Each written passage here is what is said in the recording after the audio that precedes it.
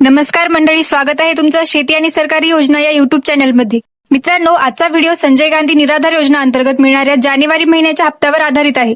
खूप लाभार्थी एकच प्रश्न विचारत आहेत, जानेवारीचा हप्ता 2 दिवसात खात्यात जमा होणार आहे का? हा प्रश्न आज हजारो लाभार्थ्यांचा अतिशय महत्त्वाचा आहे. म्हणून हा व्हिडिओ शेवटपर्यंत नक्की बघा, कारण पूर्ण माहिती समजल्याशिवाय योग्य निष्कर्ष काढता येणार नाही. जर तुम्ही आमच्या चॅनलवर नवीन असाल तर आताच चॅनलला सबस्क्राईब करा, व्हिडिओला लाईक करा आणि ही माहिती इतर लाभार्थ्यांपर्यंत शेअर करा. मित्रांनो, संजय गांधी निराधार योजनेचे जवळजवळ सगळेच लाभार्थी एका गोष्टीमुळे चिंतेत आहेत.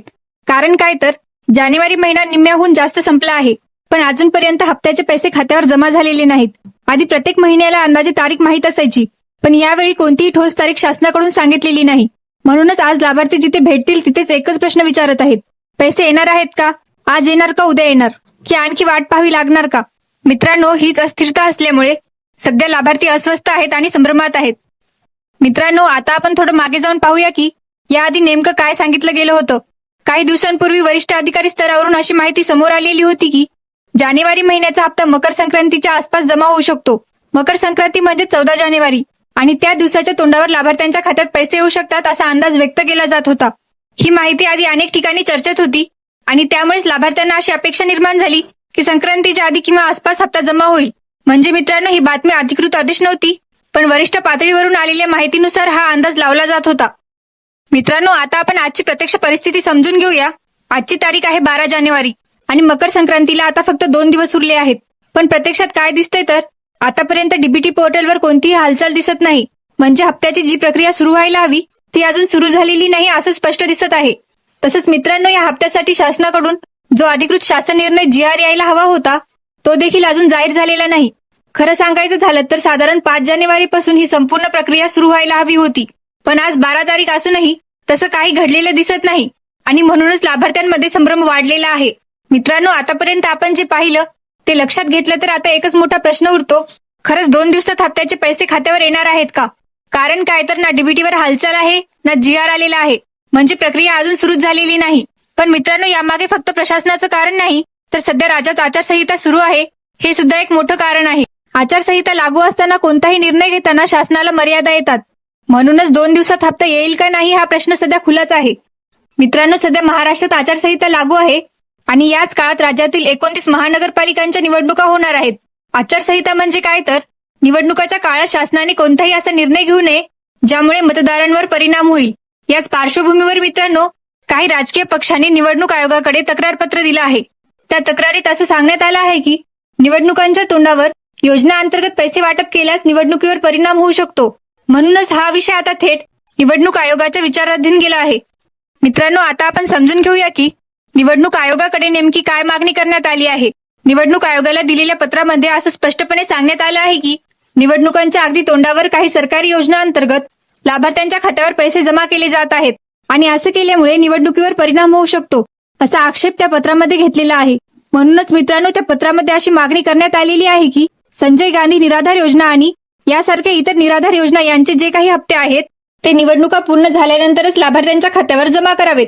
आता या मागणीवर निवडणूक आयोग नेमका काय निर्णय घेतो याकडे सगळ्यांचं लक्ष लागलेलं आहे. मित्रांनो, आता इथे एक महत्वाची गोष्ट समजून घ्यायला हवी. संजय गांधी निराधार योजना असो, विधवा महिला पेन्शन योजना असो किंवा इतर निराधार योजना असोत, या सगळ्या योजना 1980 ते 81 पासून सुरू आहेत. म्हणजे या काही नवीन जाहीर केलेल्या योजना नाहीत, या अनेक वर्षांपासून सुरू असलेल्या नियमित योजना आहेत.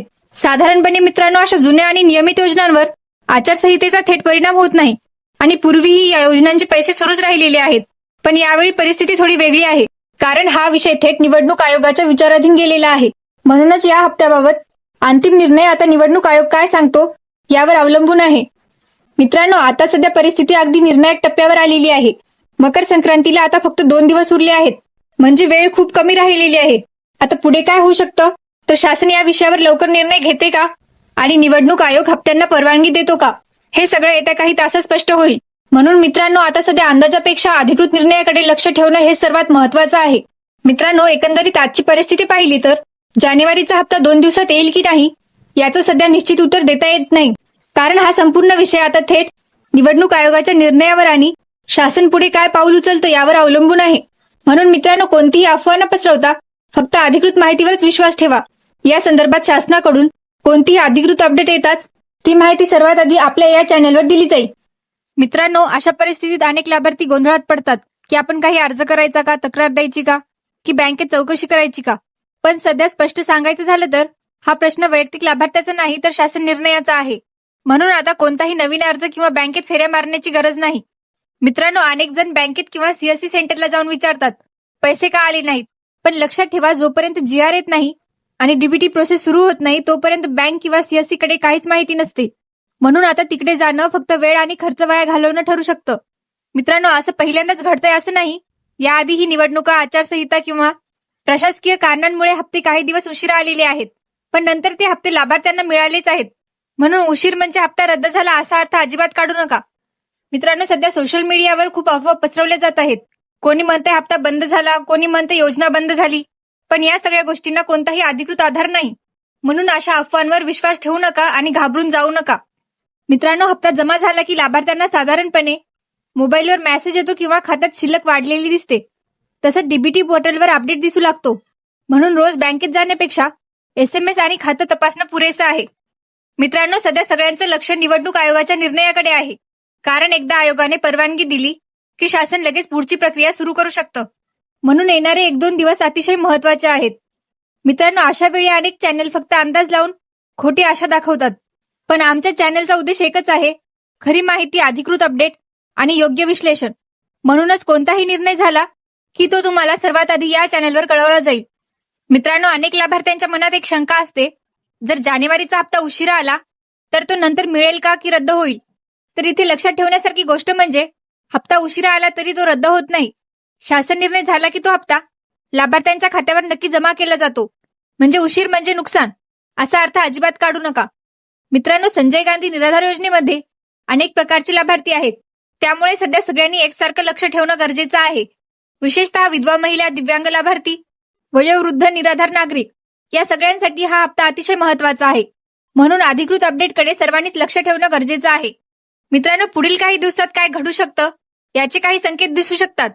उदाहरणार्थ, अचानक जीआर जाहीर होणं, डीबीटी पोर्टलवर हालचाल सुरू होणं, शासनाकडून अधिकृत निवेदन येणं. हे संकेत दिसायला लागले तर समजायचं की हप्त्याची प्रक्रिया लवकरच सुरू होणार आहे.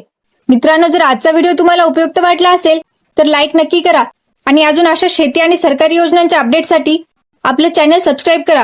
तसंच मित्रांनो, ही महत्त्वाची माहिती इतर गरजू लाभार्थ्यांपर्यंत पोहोचवण्यासाठी हा व्हिडिओ शेअर करायला विसरू नका. आणि मित्रांनो, जर तुम्हाला दररोज मोबाईलवरच शेती आणि सरकारी योजनांचे थेट, सोपे आणि वेळेवर अपडेट्स हवे असतील तर आमच्या व्हॉट्सअप ग्रुपला नक्की जॉईन करा. व्हॉट्सअप ग्रुपची लिंक व्हिडिओच्या डिस्क्रिप्शन मध्ये दिलेली आहे. त्या लिंकवर क्लिक करा आणि आमच्या व्हॉट्सअप ग्रुपमध्ये जॉईन व्हा. भेटूया नवीन व्हिडिओमध्ये. तोपर्यंत धन्यवाद मित्रांनो. जय हिंद, जय